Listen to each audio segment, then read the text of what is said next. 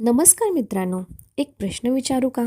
कोणीतरी तुमचा मेसेज पाहूनही रिप्लाय दिला नाही आणि तुम्ही लगेच विचार करायला लागतात, मी काही चुकीचं बोललो का?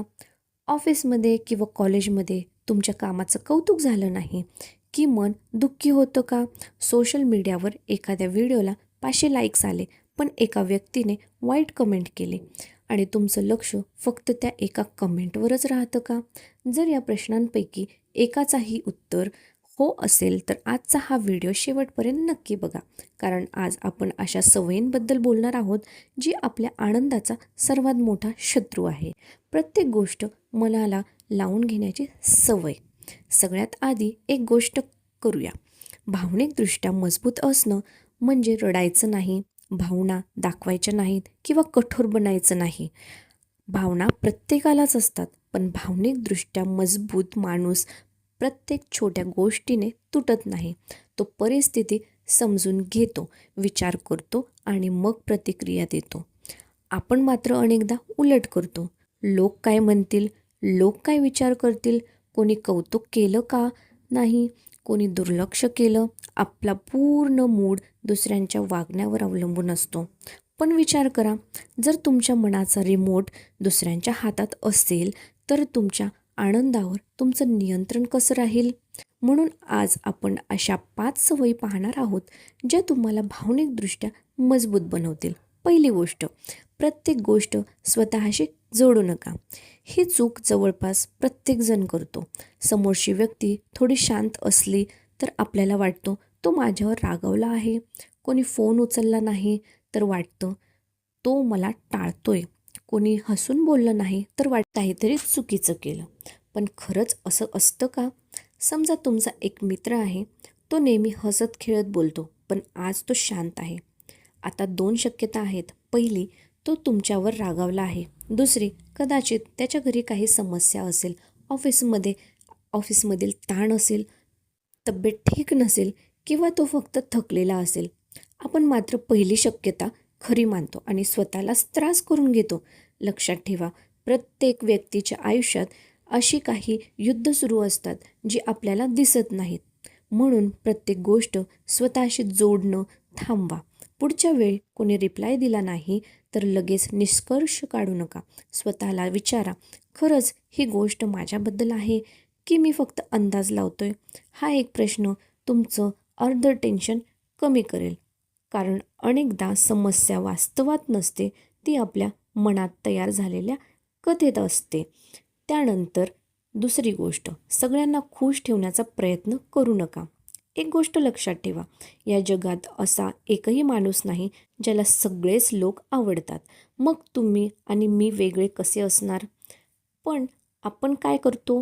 कोणी नाराज होऊ नये म्हणून स्वतःचा वेळ देतो, स्वतःच्या मनाविरुद्ध होकार देतो, स्वतःला त्रास होईल हे माहीत असूनही नाही म्हणत नाही. आणि शेवटी काय होतं? समोरचा खुश होतो, पण आपण आतून थकतो.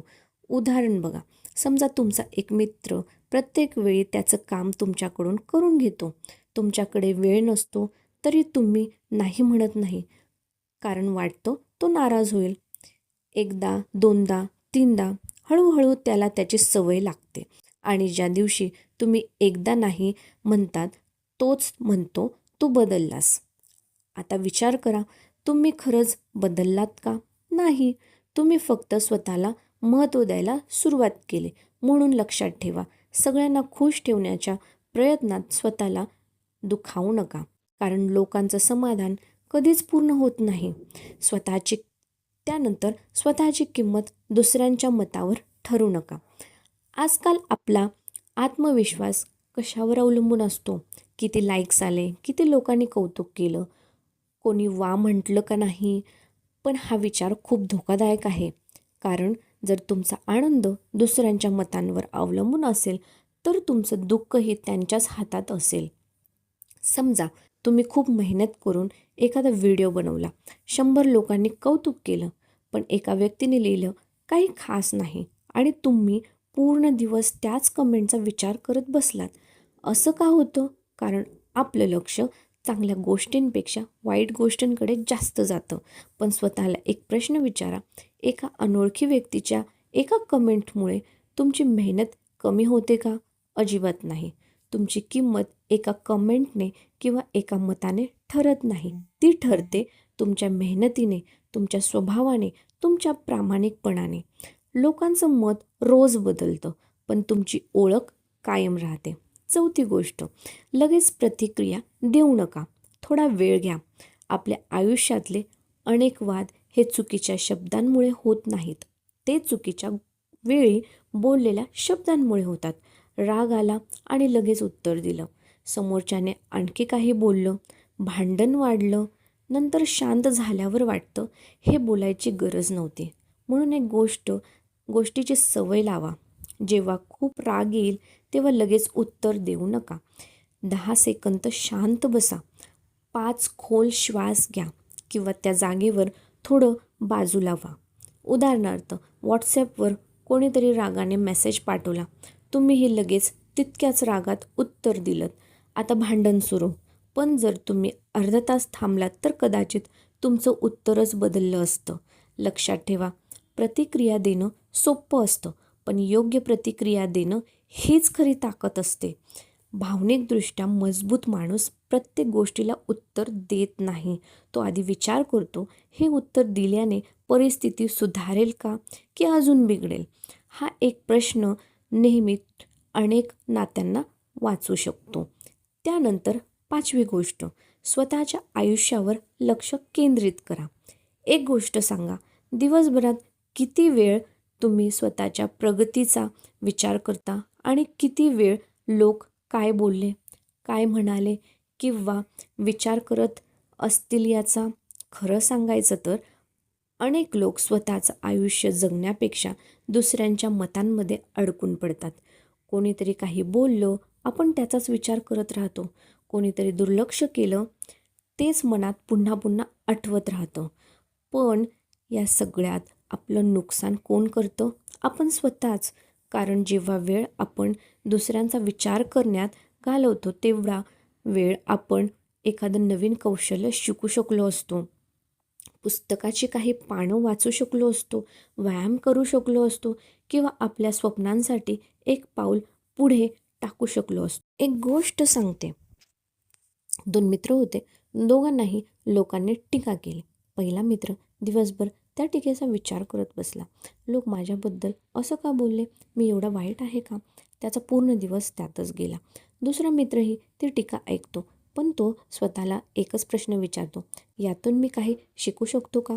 जर उत्तर हो असेल तर तो स्वतःमध्ये सुधारणा करतो आणि जर उत्तर नाही असेल तर तो ती गोष्ट तिथंच सोडून पुढे जातो. दोघांमध्ये फरक फक्त एवढाच, एक जण भूतकाळात अडकला, दुसरा भविष्याकडे चालत राहिला. आता तुम्ही ठरवा, तुम्हाला कोणासारखं बनायचं आहे. एक गोष्ट कायम लक्षात ठेवा, तुम्ही लोकांना बदलू शकत नाही. कोण तुमच्यावर प्रेम करेल, कोण तुमच्यावर टीका करेल, कोण तुमचं कौतुक करेल, कोण तुमच्याकडे दुर्लक्ष करेल, हे सगळं तुमच्या नियंत्रणात नाही. पण तुमचा विचार, तुमची प्रतिक्रिया, तुमचा आत्मविश्वास आणि तुमची मनःशांती हे पूर्णपणे तुमच्या हातात आहे. ज्या दिवशी तुम्ही ही गोष्ट स्वीकाराल त्या दिवशी तुम्ही भावनिकदृष्ट्या म्हणजेच इमोशनली मजबूत व्हायला सुरुवात कराल. शेवटचा संदेश, मित्रांनो, आयुष्यात प्रत्येकाला टीका सहन करावी लागते. प्रत्येकाला कधी ना कधी नकार मिळतो. प्रत्येकाला कधीतरी दुर्लक्षित केलं जातं. पण मजबूत तो नसतो ज्याच्या आयुष्यात समस्या नसतात. मजबूत तो असतो जो प्रत्येक समस्येनंतर पुन्हा उभं राहतो.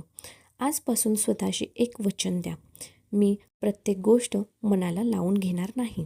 लोकांच्या मतांपेक्षा स्वतःच्या प्रगतीला महत्त्व देईन.